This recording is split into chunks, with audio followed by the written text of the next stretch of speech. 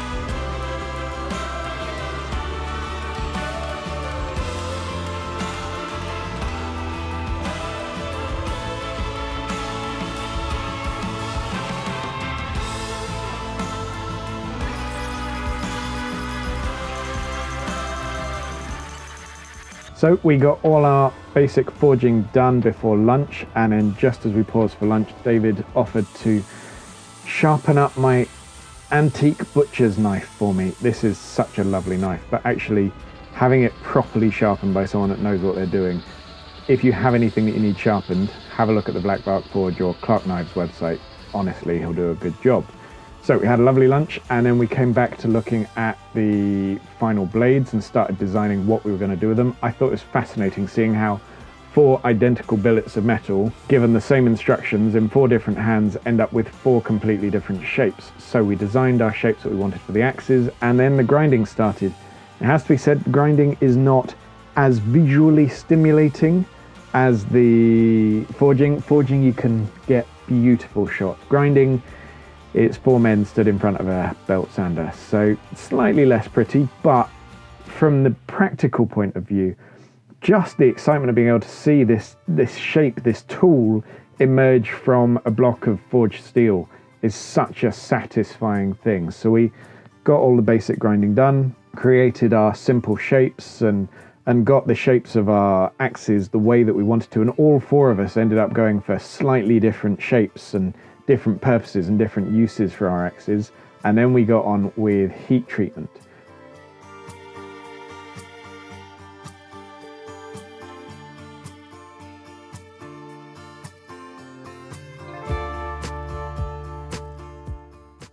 So this is where Graham excels. Graham is a metallurgist, worked in the oil industry, I think.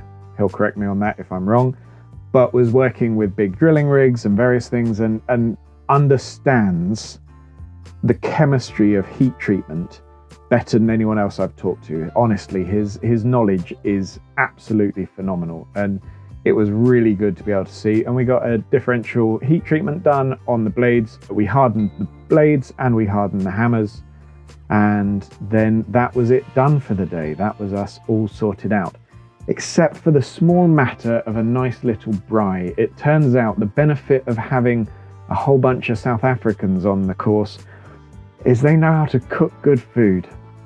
So we had a good braai. There was enough meat there to feed an army, and there were only 8 of us, but that was a good way to finish the day.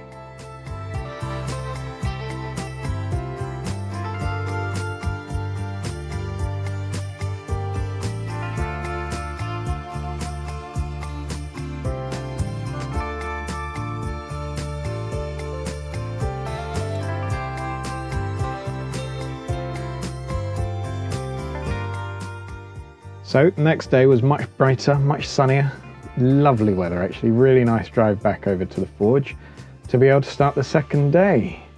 We had a heat treated and then tempered overnight, so all the blades were ready to rock and roll to put handles on. We were using ash that Graham had managed to source from a local supplier, and yeah, this is the biggest handle for any project that I've had to work on, fairly obviously. Normally they're just little knives. So it was quite interesting seeing the shape that comes out of a much bigger block of wood. So creating the basic shape on the bandsaw and then just a whole lot of sanding, and it was, yeah, quite satisfying. Again, not quite as visually pleasing as forging, but we can't have everything. But yeah, just spending the time to work that down and find a shape buried in that block of wood.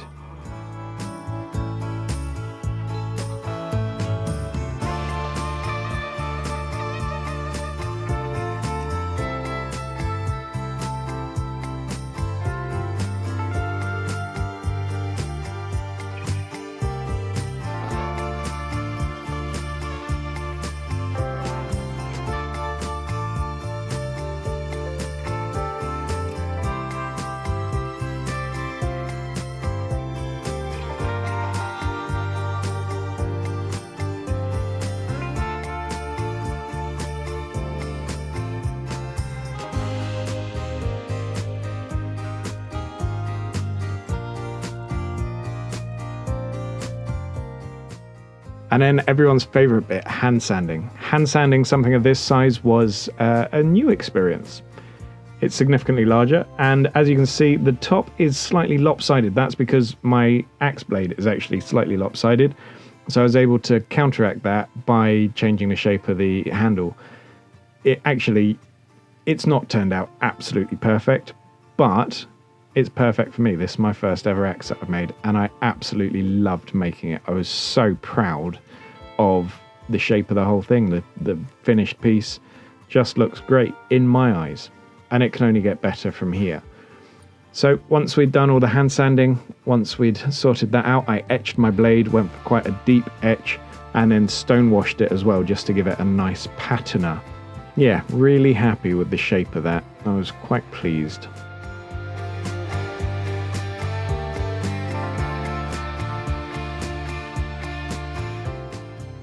So we did a final fit up, make sure everything was fitting nicely, then wedged the blade and the handle together. Again, just fascinating looking at how many different shapes and designs you get from essentially the same block of metal and the same block of wood. I used a bit of epoxy in mine just to really help where it was slightly lopsided, hold everything in place. And then we sharpened everything up, got everything nicely finished, and then had a bit of a celebratory group photo at the end. Yeah, fantastic course. Cannot recommend it enough. It was absolutely brilliant. Graham is a real fount of knowledge, so genuinely fantastic to spend time with him. Yeah, really happy with my final piece. So thank you very much for watching. If you'd like to learn more about VlakVark or Clarke knives, I shall put all that information down in the comments below. If you like the video, please like it. If you'd like to see more knife making, blade making, smithing, campervan adventures, photography, videography, drone stuff, yeah, I've got quite a lot on my channel. Please feel free to subscribe. And thank you very much for watching. Bye bye.